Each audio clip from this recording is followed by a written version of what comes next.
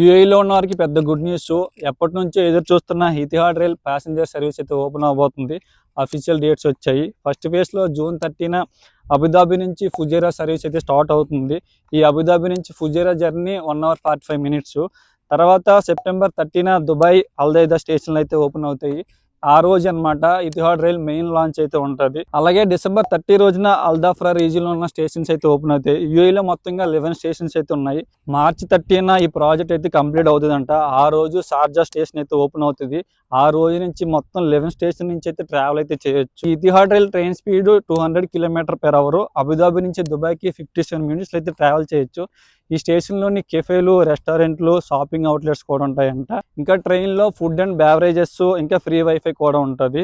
Abu Dhabi నుంచి Fujairah tickets అయితే open అయ్యాయి. Normal tickets 55 dirhams, premium tickets 120 dirhams ఉన్నాయి. యూఏఈలోని ట్రాన్స్పోర్టేషన్లో ఇదే బిగ్గెస్ట్ ప్రాజెక్ట్ అయితే అవుతుంది. నేను చాలా రోజుల నుంచి అయితే వెయిట్ చేస్తున్నాను. మీలో కూడా చాలా మంది వెయిట్ చేస్తూ ఉంటారు. సో అందరు కూడా కామెంట్ చేయండి ఏ స్టేషన్ నుంచి ఎక్కడికి ట్రావెల్ చేయాలనుకుంటున్నారో.